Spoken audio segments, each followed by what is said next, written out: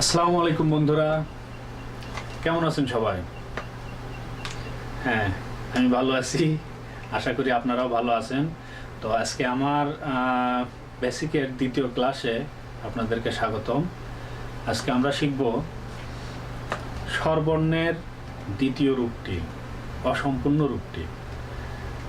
গত ক্লাসে আমরা স্বরবর্ণের সম্পূর্ণ রূপটি দেখেছি বা সে সম্পর্কে জেনেছি এবং শব্দ অর্থও দিছিলাম।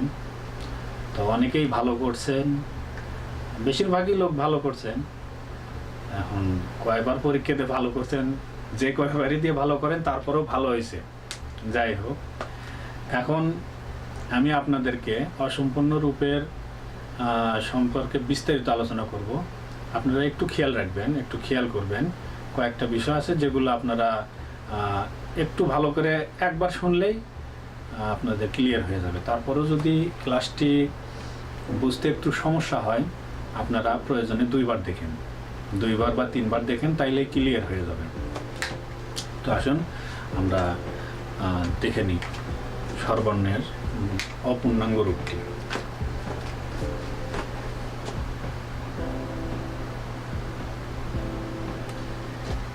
এর আগের ক্লাসে আমরা পূর্ণাঙ্গ রূপ দেখছিলাম, স্বরে আ,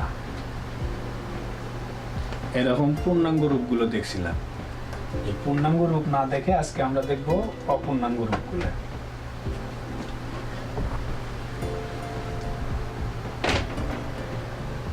এই যে আ দেখতেছেন, আতে আকার।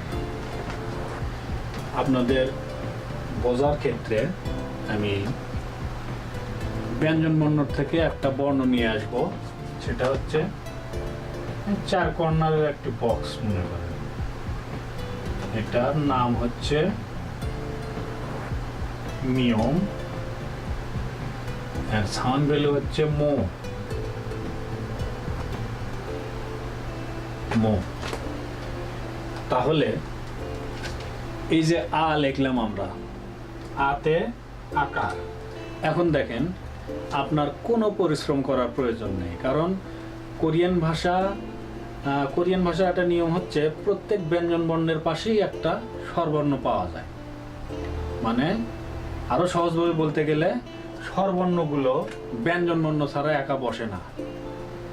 যদি এই যে এইভাবে এই যে আই লিখছিলাম আমরা, এখানে এই যে দেখেন এই শূন্যটা কিন্তু ব্যঞ্জন বর্ণ,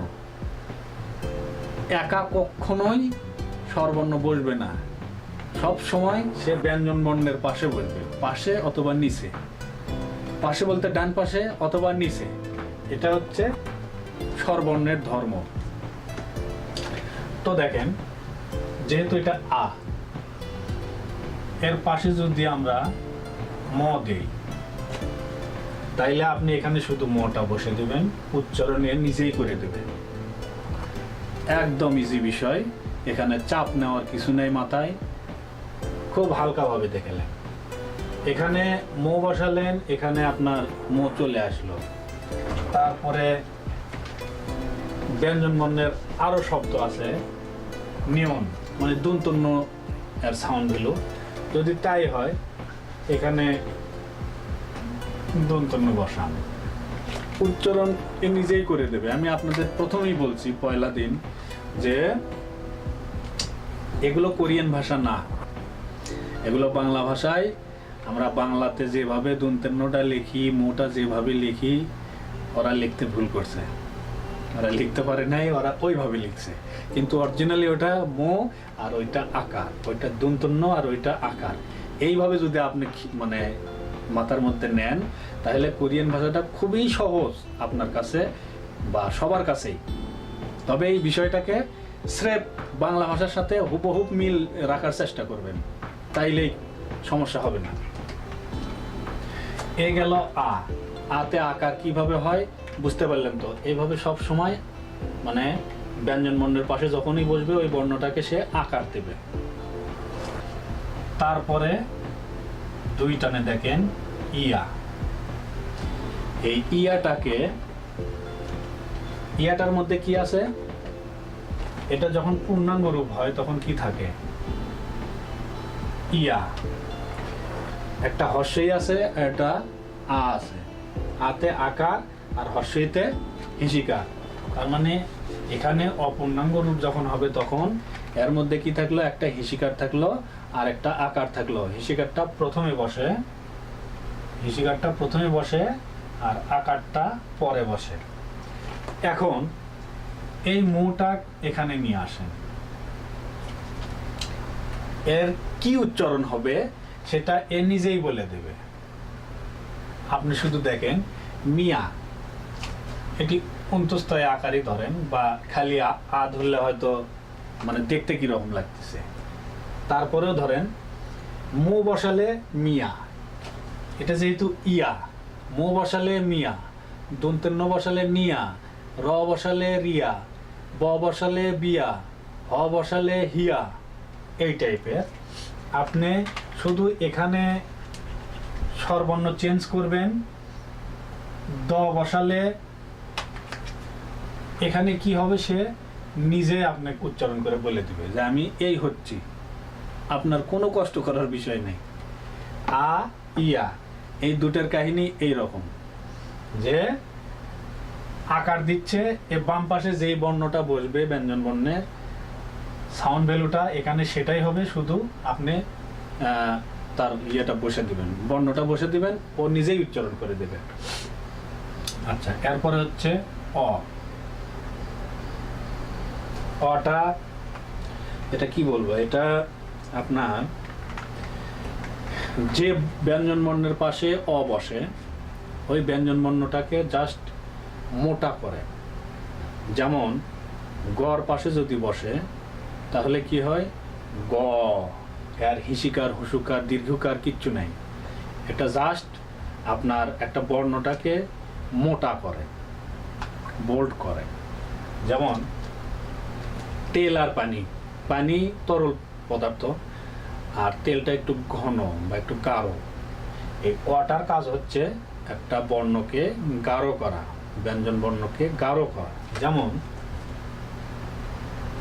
মু বসলো, তাইলে এই মোটাকে জাস্ট এর কোনো সাংকেতিক চিহ্ন নেই, এ কি করবে, মোটাকে বোল্ড করলো, ধরেন মোটাকে বোল্ড করলো, কি হলো, ম।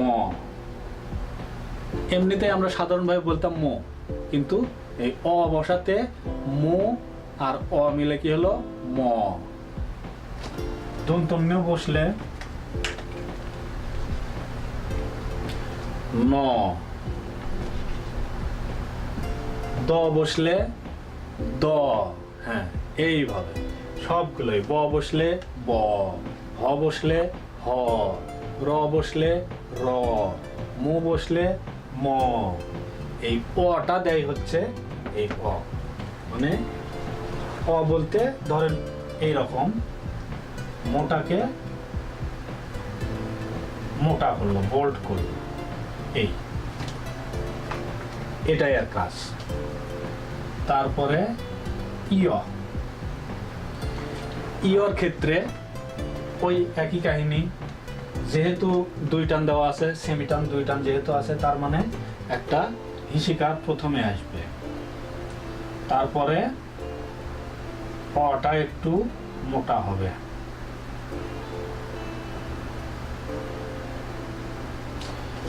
এই দেখেন, এটা হর্ষইতে হিসিকার ই অ, ই অ, ই অ, এটার সাউন্ড ভ্যালু এখন ই অ হয়ে আছে এইভাবে। তারপরে দেখেন এখানে যখন আপনি মো দেবেন তখন এ নিজেই উচ্চারণ করে দেবে আমি কি হচ্ছি, মি অ। এখানে যদি আপনি র দেন এখানে কি হবে, রি অ। এখানে যদি ব দেন এখানে কি হবে, বি অ। সেম এই কাহিনীগুলো এইরকমই। দন্তের ন যখন দেন কি হবে, নি অ। হ যদি দেন হি অ, ব যদি দেন বি অ, র যদি দেন রি অ। এই হচ্ছে ইয়র কাজ। এখন দেখেন ও, ওতে কি? ওতে ওকার। আগে আমরা শিখছি পূর্ণাঙ্গ রূপ যখন এগুলো হবে তখন এক রূপ, আর অপূর্ণাঙ্গ যখন থাকবে তখন এক রূপ। তাইলে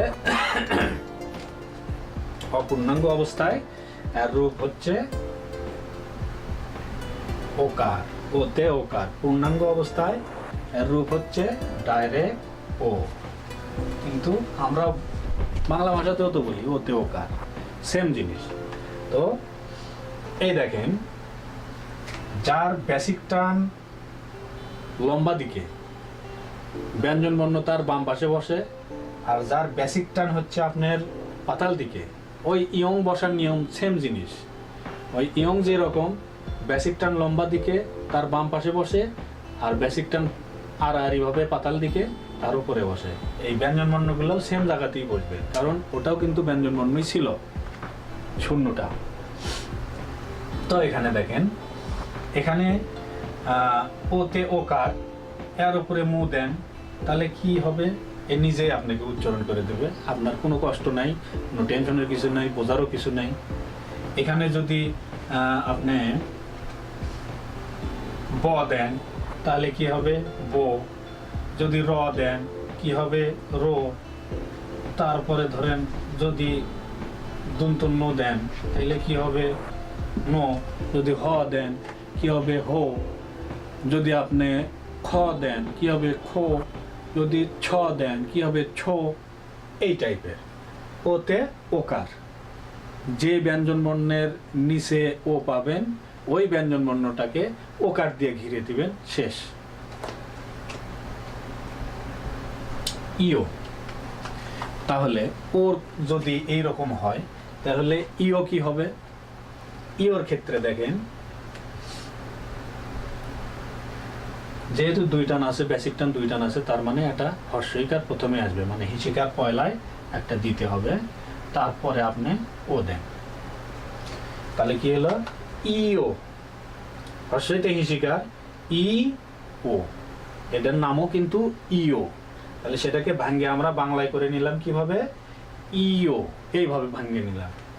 এখন এর পাশে আপনি, মানে এর উপরে আর কি, আপনি যে বর্ণটাকেই বসান, ব্যঞ্জন বর্ণের যে বর্ণটাকেই বসান, এ নিজেই আপনাকে উচ্চারণ করে দিবে। যে মু বসালাম, এখানে বাংলা ভাষায় মু বসে দেন, কি হলো? মিও। এখানে যদি ব বসে দেন কি হবে? বিও। হ বসে দেন কি হবে? হিও। তুনতুন্ন বসে দেন কি হবে? নিও। এই টাইপের।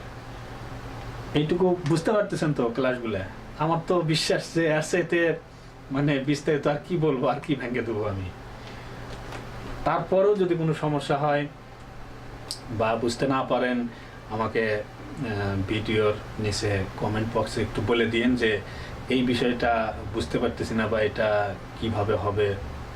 আমার মনে হয় না এরকম আর কিছু থাকলো এখানে। আচ্ছা, এটা গেল ইও। এরপরে আসেন উ। উতে কি? এটা পূর্ণাঙ্গ যখন হবে তখন হর্ষ উ। আর আমরাও জানি হর্ষ উতে কি, আমরা জানি হুসুকার।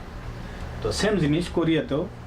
বাংলা ভাষা রে ভাই, এটা বাংলা ভাষা। আমরা আসলে মিশাই বলি যে এটা কোরিয়ান ভাষা। কোরিয়ান ভাষা না, এটা বাংলা ভাষা। সেজং মহারাজা শুধু লেখার ক্ষেত্রে একটু ব্যতিক্রম করছে আর কি, এই। আচ্ছা, হুসুকার। ওতে কি? হুসুকার। এখন এর ওপর বোঝাই যাচ্ছে, আপনি যেই বর্ণটাকে বসান এ হুসুকারই দেবে। মু বসালে মু হবে, মু। মহিষিকের মু, মুতে মূলা, মু মানে মূলা। এই যে দেখেন ব হয়ে গেল, তাহলে কি হবে? বু। তারপরে ধরেন যদি দন্তের নো দেন তাহলে কি হবে? হ্যাঁ, নো। হ দিলে হু, ব দিলে বু। তারপরে আপনি যা দিবেন সেটার শুধু হুসুকারটা সে দেবে। এখন ধরেন দুই টান যদি হয় তাহলে কি হবে? দুই টান যখন হবে তখন ওই আগের নিয়মে একটা হর্ষইকার বা হিসিকার প্রথমে আসবে। আচ্ছা, নিয়ে আসেন, একটা হিসিকার প্রথমে নিয়ে আসেন। আর নিউ, ই প্লাস হর্ষ, নিউ। ইউ ইউ এইটার সাউন্ড ভ্যালু হচ্ছে ইউ, পূর্ণাঙ্গ হলেও ইউ, অপূর্ণাঙ্গ হলেও ইউ, এর মানে সাউন্ড ভ্যালুটাই ইউ। তবে সেটাকে বাংলা ভাষায় ভেঙে নিতে গেলে কি করে লাগতেছে আমাদের, প্রথমে এটা হিসিকার নেওয়া লাগতেছে, তারপরে হর্ষ, তাহলে কি হচ্ছে ইউ। এখন এর উপর আপনি কি বসাবেন বসান, আপনি মু বসালে মিউ, ব বসালে বিউ, হ বসালে হিউ, তারপরে র বসালে রিউ, তারপরে গ বসালে গিউ, এই টাইপের যা বসাবেন আপনার মাথা ঘামাতে হবে না, যা বসাবেন উপরে এখানে সেটা বাংলা ভাষায় লিখবেন, তাইলে উচ্চারণটা ওই করে দিবে, আপনার মানে অতিরিক্ত কিছু করা লাগবে না। আচ্ছা গেল, তারপরে এখন কি থাকলো, উ উ, এই যে উডা, এর তো আপনার এর এখন আমি কি দেই, এটাও উ, যদিও এটাও উ, কিন্তু শর্ট, ওই যে 30% উ, 30% উ।